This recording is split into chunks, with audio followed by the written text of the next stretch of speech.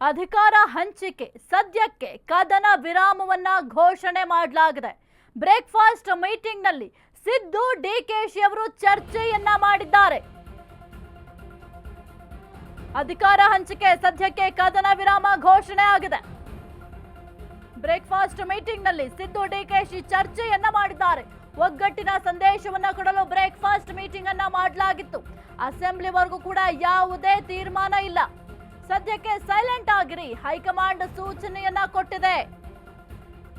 High command ನಿರ್ಧಾರಕ್ಕೆ ಬದ್ಧ ಅಂತ ಸಿಎಂ ಡಿಸಿಎಂ ಇಬ್ರು ಕೂಡ ಹೇಳ್ತಾ ಇದ್ದಾರೆ. ಶಾಸಕರ ದೆಹಲಿ ಭೇಟಿ ಬಗ್ಗೆ ಉಭಯ ನಾಯಕರ ಚರ್ಚೆ, ನಾವಿಬ್ರು ಜೊತೆಗಿದ್ದೇವೆ ಅಂತ ಪ್ರತಿಪಾದನೆಯನ್ನ ಮಾಡಿದ್ದಾರೆ. ಅಧಿಕಾರ ಹಂಚಿಕೆಗೆ ಸದ್ಯಕ್ಕೆ ತಾತ್ಕಾಲಿಕ ಬ್ರೇಕ್ ಬಿದ್ದಿದೆ, ಆದ್ರೆ ಫುಲ್ ಸ್ಟಾಪ್ ಅಂತೂ ಬಿದ್ದಿಲ್ಲ. ಈ ಒಂದು ಅಧಿಕಾರ ಹಂಚಿಕೆ ವಿಚಾರಕ್ಕೆ ಸಂಬಂಧಪಟ್ಟಂತೆ ಸಿದ್ದರಾಮಯ್ಯ ಮತ್ತೆ ಡಿಸಿಎಂ ಡಿಕೆ ಶಿವಕುಮಾರ್ ಅವರು ಬ್ರೇಕ್ಫಾಸ್ಟ್ ಮೀಟಿಂಗ್ ಅನ್ನ ಮಾಡಿದ್ರು. ಈ ಒಂದು ಮೀಟಿಂಗ್ ನಲ್ಲಿ ಸಾಕಷ್ಟು ವಿಚಾರಗಳ ಬಗ್ಗೆ ಚರ್ಚೆಯನ್ನ ಮಾಡಿದ್ದಾರೆ. ಮುಖ್ಯವಾಗಿ ಒಂದು ಪವರ್ ಶೇರಿಂಗ್ ವಿಚಾರದ ಬಗ್ಗೆ ಚರ್ಚೆಯನ್ನ ಮಾಡಿದ್ದಾರೆ. ಜೊತೆಗೆ ದೆಹಲಿಗೆ ಕೆಲವೊಂದಿಷ್ಟು ಶಾಸಕರು ಸಚಿವರು ಹೋಗಿದ್ರು, ಆ ಒಂದು ವಿಚಾರವಾಗಿಯೂ ಕೂಡ ಚರ್ಚೆಯನ್ನ ಮಾಡಿದ್ದಾರೆ. ಹೈಕಮಾಂಡ್ ಸೂಚನೆಯ ಬೆನ್ನಲ್ಲೇ ಈ ಒಂದು ಮೀಟಿಂಗ್ ಅನ್ನ ಮಾಡಿರುವಂತದ್ದು. ಅಂದ್ರೆ ಬ್ರೇಕ್ಫಾಸ್ಟ್ ಮೀಟಿಂಗ್ ಅನ್ನ ಮಾಡಿದ್ರು, ಅದಾದ ನಂತರ ಸುದ್ದಿಗೋಷ್ಠಿಯನ್ನು ಕೂಡ ಮಾಡಿದ್ರು. ಆ ಒಂದು ಸುದ್ದಿಗೋಷ್ಠಿಯಲ್ಲಿ ಕೆಲವೊಂದಿಷ್ಟು ವಿಚಾರಗಳ ಬಗ್ಗೆ ಪ್ರಸ್ತಾಪವನ್ನ ಮಾಡಿದ್ರು. ದೆಹಲಿಗೆ ಶಾಸಕರು ಹೋಗಿದ್ದ ವಿಚಾರಕ್ಕೆ ಸಂಬಂಧಪಟ್ಟಂತೆ ಪ್ರಶ್ನೆ ಮಾಡಿದಂತಹ ಸಂದರ್ಭದಲ್ಲಿ ಕೇವಲ ಸಂಪುಟ ಪುನರಚನೆ ವಿಚಾರಕ್ಕೆ ಸಂಬಂಧಪಟ್ಟಂತೆ ಹೋಗಿರಬಹುದೇ ವಿನಃ ಈ ಒಂದು ಲೀಡರ್ಶಿಪ್ ಎಗನಿಸ್ಟ್ ಆಗಿ ಹೋಗಿಲ್ಲ ಎಂಬ ಉತ್ತರವನ್ನ ಸಿಎಂ ಸಿದ್ದರಾಮಯ್ಯ ಅವರು ಕೊಟ್ಟಿದ್ರು. ಜೊತೆಗೆ ಆ ಒಂದು ದೆಹಲಿ ಪೆರೇಡ್ ಅನ್ನ ಸಮರ್ಥನೆ ಮಾಡಿಕೊಳ್ಳುವ ಕೆಲಸವನ್ನು ಕೂಡ ಮಾಡಿದ್ರು. ಜೊತೆಗೆ ನಾವು ಈ ಒಂದು ಸರ್ಕಾರವನ್ನು ಅಧಿಕಾರಕ್ಕೆ ತರುವಂತಹ ಸಂದರ್ಭದಲ್ಲಿ ಯಾವ ರೀತಿ ಜೋಡತ್ತುಗಳಾಗಿ ಕೆಲಸವನ್ನ ಮಾಡಿದ್ವಿ, ಅದೇ ರೀತಿಯಲ್ಲಿ ಸಿಎಂ ಮತ್ತೆ ಡಿಸಿಎಂ ಅಂದ್ರೆ ನಾವಿಬ್ರು ಕೂಡ ಸೇರ್ಕೊಂಡು ಒಟ್ಟಿಗೆ ಕೆಲಸವನ್ನ ಮಾಡ್ತೀವಿ, ಮುಂಬರುವ ಚುನಾವಣೆಯನ್ನು ಕೂಡ ಎದುರಿಸ್ತೀವಿ ಅಂತ ಸದ್ಯಕ್ಕೆ ಸಿಎಂ ಡಿಸಿಎಂ ಇಬ್ರು ಕೂಡ ಹೇಳಿದ್ದಾರೆ.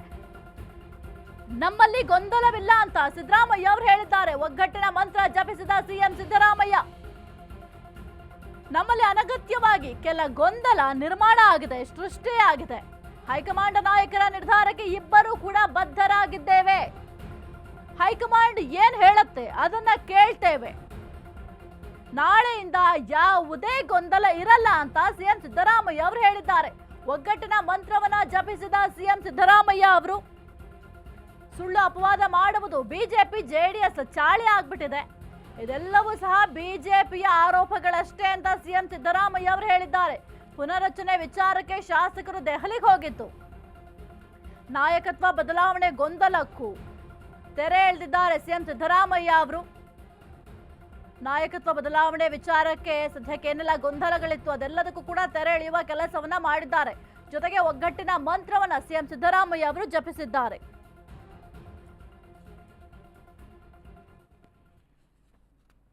ಬಹಳ ಮುಖ್ಯವಾಗಿ ತೀರ್ಮಾನ ಮಾಡಿರ್ತಕ್ಕಂಥದ್ದು ನಾವಿಬ್ರು ಹೈಕಮಾಂಡ್ ನವರು ಏನ್ ಹೇಳ್ತಾರೆ ಹಂಗೆ ಕೇಳೋದು, ಹೈಕಮಾಂಡ್ ನವರು ಏನ್ ಹೇಳ್ತಾರೆ ಅದನ್ನ ಕೇಳೋದು. ಹೈಕಮಾಂಡ್ ನವರು ಬಹುಶಃ ಈಗ ಅಸೆಂಬ್ಲಿ ಇರೋದ್ರಿಂದ ನಮಗೆ ಇಬ್ಬರಿಗೂ ಕೂಡ ಈ ಗೊಂದಲಗಳೇನಿದಾವೆ ಇದನ್ನ ತಿಳಿ ಮಾಡ್ತಕ್ಕಂಥ ಕೆಲಸವನ್ನ ಮಾಡಿ ಅಂತ ಹೇಳಿದ್ದಾರೆ. ನಾಳೆಯಿಂದ ಯಾವುದೇ ಗೊಂದಲ ಇರಲ್ಲ. ನಿಮ್ ಮೂಲಕ ಹೇಳ್ತಾ ಇದ್ದೀನಿ, ಈಗಲೂ ಇಲ್ಲ. ನಾವು ನೋ ಕಾನ್ಫಿಡೆನ್ಸ್ ಮೋಷನ್ ಮೂವ್ ಮಾಡ್ತೀವಿ, ಇದು ಇಂಪಾಸಿಬಲ್. ನಾವು 142 ಜನ ಇರತಕ್ಕಂಥದ್ದು, ಅವರಿರೋದು 64 ಜನ ಮಾತ್ರ. ಜೆಡಿಎಸ್ ಇರೋದು ಎಷ್ಟು 17-18. ಅವರಿಬ್ರು ಸೇರಿದ್ರು ಕೂಡ 82 ಆಗ್ಬೋದು ಹೊರತು ಅದಕ್ಕಿಂತ ಜಾಸ್ತಿ ಆಗ್ಲಿಕ್ಕೆ ಸಾಧ್ಯನೇ ಇಲ್ಲ. ಅದರಿಂದ ಅದು ಇಟ್ಸ್ ಎ ಫುಟೈಲ್ ಎಕ್ಸರ್ಸೈಸ್ ಅಂತ ನನಗನ್ಸುತ್ತೆ. ಅವರು ಏನೇ ಮಾಡಿದ್ರು ಕೂಡ ಅಸೆಂಬ್ಲಿನಲ್ಲಿ, ಅವ್ರು ಏನೇ ಆರೋಪಗಳನ್ನು ಮಾಡಿದ್ರು ಕೂಡ, ಸುಳ್ಳು ಆರೋಪಗಳನ್ನು ಮಾಡಿದ್ರು ಕೂಡ ಅವೆಲ್ಲವನ್ನು ಕೂಡ ಸಮರ್ಥವಾಗಿ ಎದುರಿಸ್ತಕ್ಕಂಥ ಕೆಲಸವನ್ನು ಮಾಡ್ತೀವಿ. ಎಂಎಲ್ಎಗಳು ಹೋಗಿದ್ದಾರೆ. ಎಂಎಲ್ಎಗಳು ಈಗ ಎಂಎಲ್ಎಗಳು ಕೆಲವರು ಮಂತ್ರಿ ನಾನು ರೀಸಬಲ್ ಮಾಡ್ತೀನಿ ಅಂತ ಹೇಳಿದ್ದಾರೆ. ಅದಕ್ಕೋಸ್ಕರ ಹೋಗಿರ್ಬಹುದು ಕೇಂದ್ರಕ್ಕೆ ಮಂತ್ರಿಗಳು ಮಾಡಿ ಅಂತ ಹೋಗಿರಬಹುದು. So it doesn't mean that they are against the leadership, they are not against the leader. ಹೌದು, ಕೆಲವರೆಲ್ಲ ಈಗ ಇವನು ಕೆಲವರೆಲ್ಲ ಬಂದು ನನ್ನ ಜೊತೆ ಮಾತಾಡಿದ್ದಾರೆ, ನಾವು ಹೋಗಿದ್ದು ಇದಕ್ಕೋಸ್ಕರ ಅಂತ ಹೇಳಿದ್ದಾರೆ.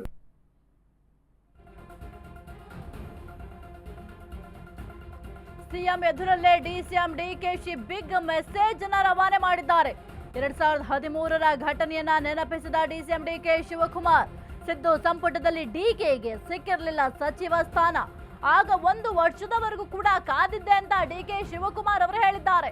ಹೈಕಮಾಂಡ್ ಹೇಳಿದ್ದರಿಂದ ಹಲವು ತಿಂಗಳು ಕಾದಿದ್ದೆ, ಈಗಲೂ ಹೈಕಮಾಂಡ್ ಹೇಳ್ದಂತೆ ಕಾಯ್ತೇನೆ ಎಂಬ ಸಂದೇಶವನ್ನ ರವಾನೆ ಮಾಡಿದ್ದಾರೆ. ಸಿಎಂಗೆ ಪರೋಕ್ಷ ಸಂದೇಶವನ್ನ ರವಾನಿಸಿದ ಡಿಸಿಎಂ ಡಿಕೆ ಇನ್ನು ಕೆಲ ದಿನಗಳು ಕಾಯುವ ಸಂದೇಶವನ್ನ ರವಾನೆ ಮಾಡಿದ್ದಾರೆ. ಕುರ್ಚಿ ಕದನ ಇದು ಜಸ್ಟ್ ಟ್ರೇಲರ್ ಅಷ್ಟೇ, ಕ್ಲೈಮ್ಯಾಕ್ಸ್ ಇನ್ನೂ ಕೂಡ ಬಾಕಿ ಇದೆ.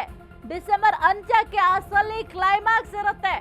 ಕುರ್ಚಿ ಕದನ ನಿಂತಿಲ್ಲ, ಡಿಕೆಶಿ ಪರೋಕ್ಷವಾಗಿ ಸುಳಿವನ್ನ ಕೊಟ್ಟಿದ್ದಾರೆ. ಈ ಒಂದು ಕುರ್ಚಿ ಕದನಕ್ಕೆ ಕೇವಲ ಬ್ರೇಕ್ ಬಿದ್ದಿದೆಯೇ ವಿನಃ ಇದು ಕ್ಲೈಮ್ಯಾಕ್ಸ್ ಅಲ್ಲ ಎಂಬ ಸುಳಿವನ್ನ ಡಿಸಿಎಂ ಡಿಕೆ ಶಿವಕುಮಾರ್ ಅವರು ಕೊಟ್ಟಿದ್ದಾರೆ.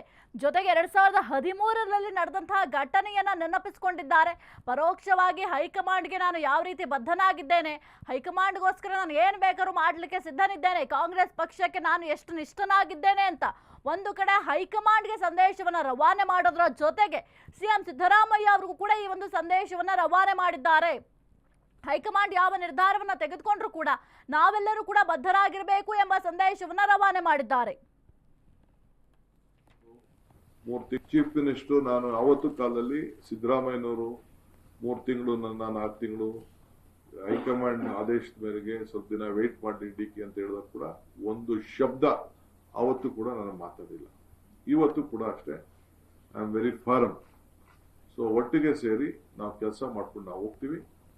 ಪಕ್ಷದ ವರಿಷ್ಠರು ಹೈಕಮಾಂಡ್ ಏನ್ ಹೇಳ್ತದೆ ಆ ರೀತಿ ನಾವಿಬ್ರು ಸೇರಿ ಕೆಲಸ ಮಾಡ್ಕೊಂಡು ಹೋಗ್ತೀವಿ. ಚೀಫ್ ಮಿನಿಸ್ಟರ್ ನಾನು ಅವತ್ತು ಕಾಲದಲ್ಲಿ ಸಿದ್ದರಾಮಯ್ಯನವರು 3 ತಿಂಗಳು ನನ್ನ 4 ತಿಂಗಳು ಹೈಕಮಾಂಡ್ ಆದೇಶದ ಮೇರೆಗೆ ಸ್ವಲ್ಪ ದಿನ ವೇಟ್ ಮಾಡಿ ಡಿಕೆ ಅಂತ ಹೇಳಿದಾಗ ಕೂಡ ಒಂದು ಶಬ್ದ ಅವತ್ತು ಕೂಡ ನಾನು ಮಾತಾಡಿಲ್ಲ. ಇವತ್ತು ಕೂಡ ಅಷ್ಟೇ, I am very firm. So ಒಟ್ಟಿಗೆ ಸೇರಿ ನಾವು ಕೆಲಸ ಮಾಡ್ಕೊಂಡು ನಾವು ಹೋಗ್ತೀವಿ. ಪಕ್ಷದ ವರಿಷ್ಠರು ಹೈಕಮಾಂಡ್ ಏನ್ ಹೇಳ್ತದೆ ಆ ರೀತಿ ನಾವಿಬ್ರು ಸೇರಿ. ಕುರಿತು ಹೆಚ್ಚಿನ ಮಾಹಿತಿ ನೀಡ್ತಾರೆ ನಮ್ಮ ಪ್ರತಿನಿಧಿ ದೀಪಾ. ಸದ್ಯಕ್ಕೆ ಈ ಡಿಸಿಎಂ ಡಿಕೆ ಶಿವಕುಮಾರ್ ಅವರ ಕೊಟ್ಟಂತಹ ಹೇಳಿಕೆ ಏನಿದೆ, ಆ ಒಂದು ಹೇಳಿಕೆ ಬಹಳ ಚರ್ಚೆಗೆ ಗ್ರಾಸ ಆಗ್ತಾ ಇದೆ. ಯಾಕಂದ್ರೆ 2013ರಲ್ಲಿ ನಡೆದಂತಹ ಘಟನೆಯನ್ನ ನೆನಪಿಸಿಕೊಂಡಿದ್ದಾರೆ. ಹೈಕಮಾಂಡ್ ಯಾವುದೇ ನಿರ್ಧಾರವನ್ನು ತೆಗೆದುಕೊಂಡ್ರು ಕೂಡ ನಾವು ಬದ್ಧರಾಗಿದ್ದೇವೆ ಅಂತ ಹೇಳಿದ್ದಾರೆ. ಆದ್ರೆ ಈ ಒಂದು ವಿಚಾರ ಏನಿದೆ ಇದು ಕೇವಲ ಈಗ ಒಂದು ಮೀಟಿಂಗ್ ಆಗಿರೋದು ಕೇವಲ ಟ್ರೈಲರ್ ಅಂತ ಅನ್ನಿಸ್ತಾ ಇದೆ. ಇನ್ನೂ ಕೂಡ ಕ್ಲೈಮ್ಯಾಕ್ಸ್ ಬಾಕಿ ಇದೆಯಾ ಎಂಬ ಸುಳಿವನ್ನ ಹಾಗಾದ್ರೆ ಡಿಸಿಎಂ ಡಿಕೆ ಶಿವಕುಮಾರ್ ಅವರು ಕೊಟ್ರ ಹಾಗಾದ್ರೆ ಅಂತ.